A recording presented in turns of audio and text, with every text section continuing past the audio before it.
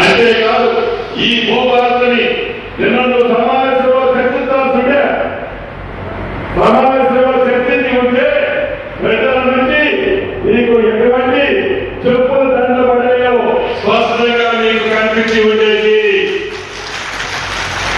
నువ్వు చేసిన తల్లి, నువ్వు చేసిన దశలు, నువ్వు చేసిన తప్పులు ఈ పార్టీకి ఏదో కాంగ్రెస్ పార్టీ అంటావు, ఏదో 20% 30% అంటావు, సర్పంచులకు బిల్లులు అంటావు.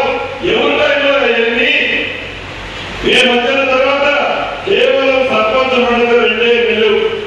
ఆ బిల్స్ అన్ని నీ లైన్లో నువ్వు ప్రభుత్వంగా అద్భుతంగా చేశావని నిన్న డబ్బా కట్టుకున్నావే.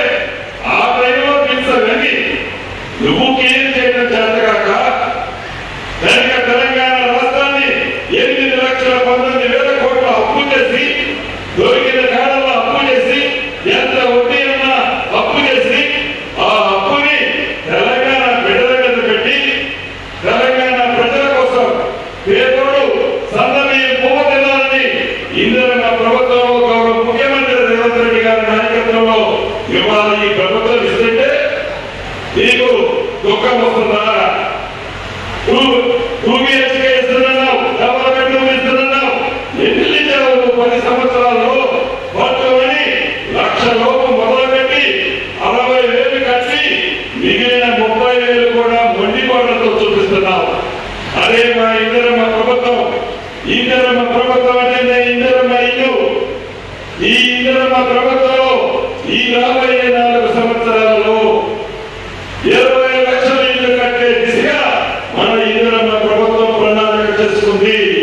మొదటి విడత 4,5 లక్షలు ఈ 2-3 రోజుల్లోనే మీ నియోజకవర్గానికి కూడా, అంటే మీ నియోజకవర్గం అంటే మీ గజ్వేల్ కూడా ఇందిరమ్మ ప్రభుత్వంలో 3,500 ఇస్తున్నాం. ఈ ప్రభుత్వంలో మీరు ముఖ్యమంత్రిగా ఉండి కూడా ఇన్ని ఇల్లు కదలయ్యా మహానుభావ. ఈ నియోజకవర్గంలో కాదు, మీరు పుట్టి పెరిగిన నీ సొంత ఊరు చిత్తమండలిలో కూడా ఇంకా మణికొండలతోనే నీకు కట్టిన ఇల్లు ఉన్నాయి.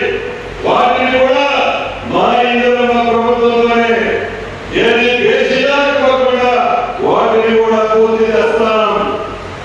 ఇందిరమ్మ ప్రభుత్వం అంటే పేదోడి ప్రభుత్వం, పేదోడి కోసం పనిచేసే ప్రభుత్వం, పేదోడికి అండగా ఉండే ప్రభుత్వం, కోట్ల మైనార్టీల కోసం కష్టపడి పనిచేసే ప్రభుత్వం.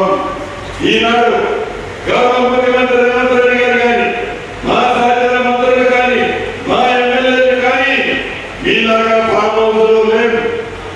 మీ అసెంబ్లీలో, మీ శాసనసభలో మీకు ఓట్లు వేసి గెలిపించిన సభ్యులు మిమ్మల్ని కలవాలన్నా కనీసం 1 సంవత్సరం పడుతుంది. అవునా కదా?